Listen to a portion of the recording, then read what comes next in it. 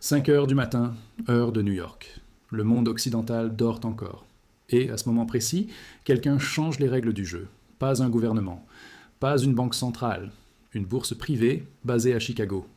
Le CME Group vient de publier un avis d'urgence. Hausse des marges sur les contrats à terme sur l'argent. 30% d'augmentation en une seule nuit. Pendant que vous dormiez, les institutions ont reçu un cadeau. Et les investisseurs particuliers qui avaient suivi le marché physique vers le haut se sont réveillés avec des appels de marge qu'ils ne pouvaient pas couvrir. Le résultat, vous le voyez sur votre écran ce lundi 2 mars 2026. L'argent qui frôlait les 100 $ l'once vendredi soir retombe brutalement. Moins 8% en quelques heures. Mais voici ce que personne ne vous explique ce matin. Ce n'est pas le marché qui a décidé cette baisse, c'est un mécanisme administratif.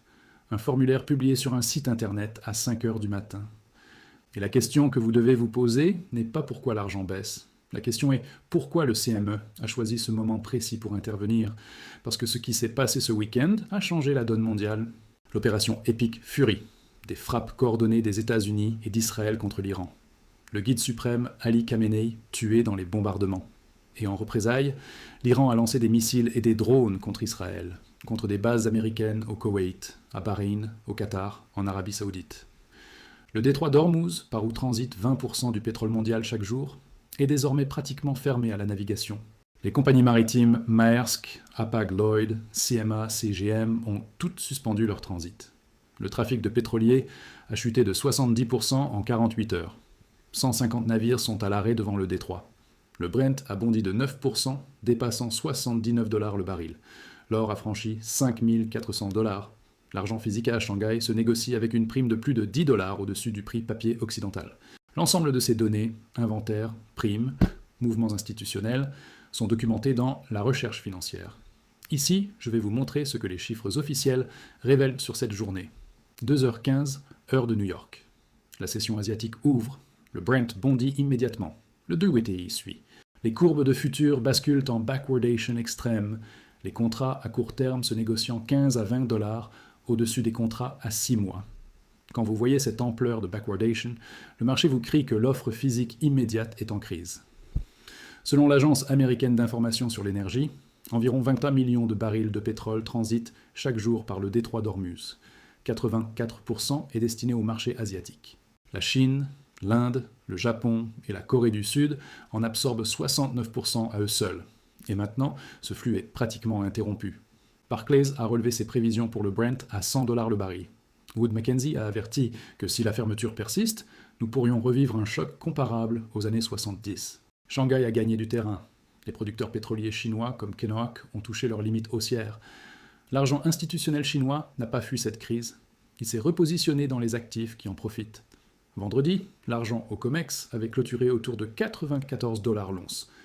À l'ouverture asiatique de ce lundi, l'argent spot a bondi vers 95 à 97 $. Les deux métaux performaient exactement comme les fondamentaux le prédisaient. Mais je dois être honnête sur une limitation de ce format. Ce que je viens de vous montrer, ce sont les données stables. Mais il existe un autre ensemble de données. Les mouvements quotidiens des inventaires, les positions des banques centrales, les flux de capitaux entre marché papier et marché physique. Si je mets ces données ici, elles seront obsolètes avant la fin du mois. C'est pour cela qu'elles vivent dans une documentation séparée, mise à jour quand les chiffres évoluent. La documentation est dans la description. Continuons. À 5 heures du matin, le CME publie ses avis. Or, hausse d'environ 20%. Argent, hausse de 25 à 30%. Comprenons le mécanisme. Quand le CME relève les exigences de marge de 30%, chaque trader à effet de levier doit immédiatement déposer 30% de garantie supplémentaire. Ceux qui n'ont pas le capital voient leur position liquidée automatiquement. Les ordres de vente inondent le carnet d'ordre.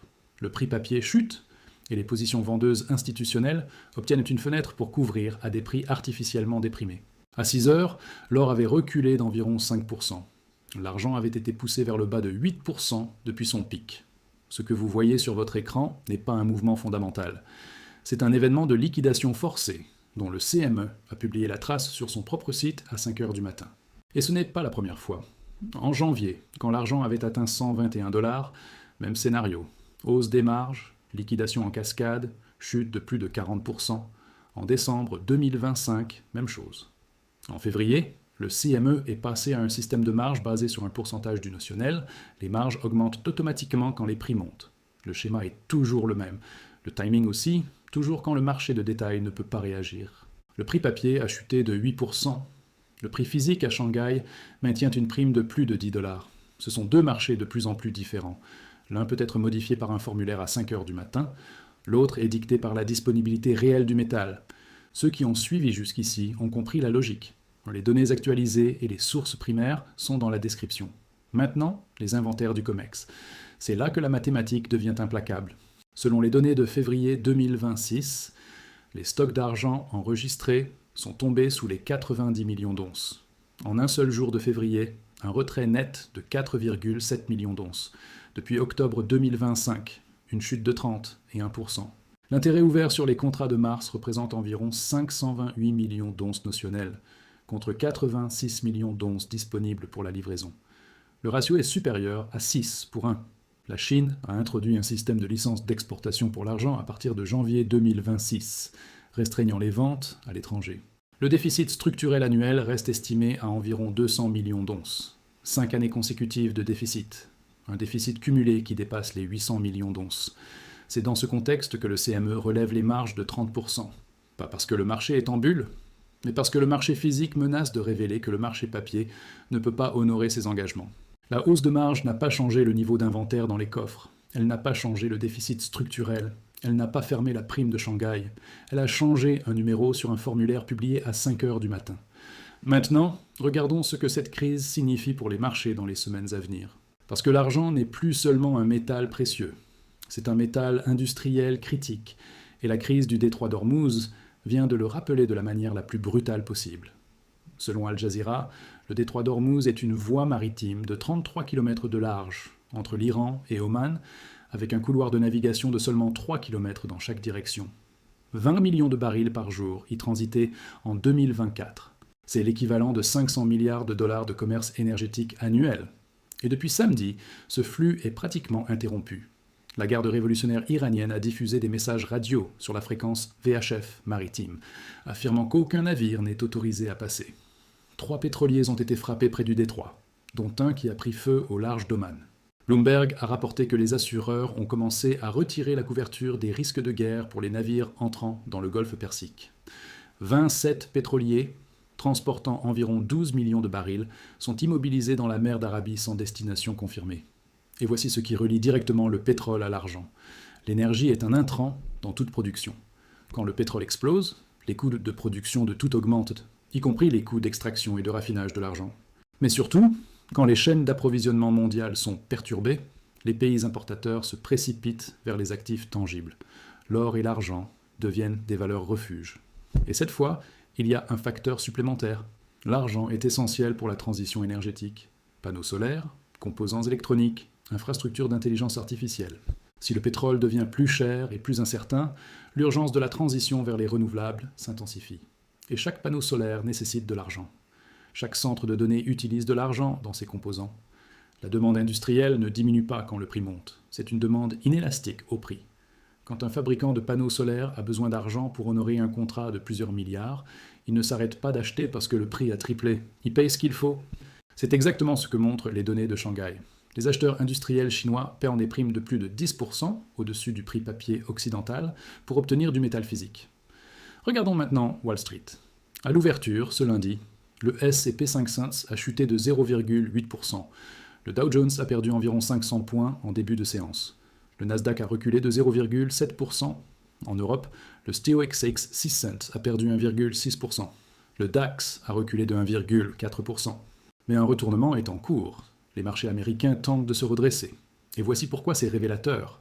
Les actions de défense explosent. Lockheed Martin en hausse de 6%. Northrop Grumman en hausse de 5%. AeroVironment en hausse de plus de 10%. Palantir en hausse de 7%. Les actions pétrolières s'envolent. Exxon et Chevron en forte hausse. Les actions de cybersécurité montent aussi parce que les experts avertissent que l'Iran possède des capacités cyber sophistiquées. L'argent intelligent ne fuit pas. Il se repositionne. Pétrole, défense, cybersécurité et métaux précieux. JP Morgan a déclaré dans une note ce lundi que la baisse représente une opportunité d'achat pour les investisseurs à long terme. Wells Fargo a noté que depuis la Seconde Guerre mondiale, le S&P 500 affiche un gain médian de 0,4% 2 semaines après un événement géopolitique majeur. Le schéma montre que les marchés absorbent les chocs géopolitiques en quelques semaines. Mais pour l'argent, la dynamique est différente. L'argent n'est pas seulement affecté par le sentiment, il est affecté par la réalité physique de l'offre et de la demande. Et cette réalité ne change pas quand le CME modifie un formulaire de marge. L'historique des interventions du CME sur l'argent est instructif. 1980. Les frères Hunt tentent de contrôler le marché de l'argent. Le CME introduit la règle 7, éliminant l'effet de levier. L'argent passe de 50 à 10 $ en 2 mois. 2011. L'argent approche les 50 $. Le CME relève les marges 5 fois en 9 jours. L'argent s'effondre. Décembre 2025. L'argent dépasse les 80 $. Hausse de marge. Recul des prix. Janvier 2026. L'argent atteint 121,64 $, un record historique. Hausse de marge. Chute de plus de 40%. Et maintenant mars 2026.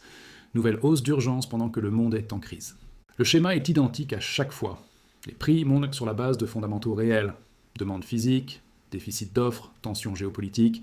Le CME intervient. Les traders à effet de levier sont liquidés. Le prix papier chute. Et puis les fondamentaux reprennent le dessus. Et le prix remonte. Parce que la hausse de marge ne crée pas de nouvelles onces d'argent. Elle ne réduit pas la demande industrielle. Elle ne remplit pas les coffres du COMEX. Et la situation actuelle diffère fondamentalement de 1980 ou de 2011. En 1980 et en 2011, la hausse était tirée par la spéculation. En 2026, elle est soutenue par une demande industrielle massive et un déficit structurel que personne ne peut résoudre rapidement. Il faut 7 à 15 ans pour ouvrir une nouvelle mine d'argent. Fresnillo, l'un des plus grands producteurs, a réduit ses objectifs de production. La Chine restreint ses exportations. Les inventaires du COMEX sont à des niveaux historiquement bas. Et maintenant, le détroit d'Ormuz menace de perturber les chaînes d'approvisionnement mondiales pour des semaines, voire des mois. Bank of America maintient une prévision allant jusqu'à 309 $ l'once pour 2026, basée sur la compression du ratio or-argent. JP Morgan prévoit un prix moyen de 81 $, soit plus du double de 2025. L'argent a déjà atteint 121 $ en janvier. Il est actuellement autour de 94 $. La question n'est pas si le prix va remonter.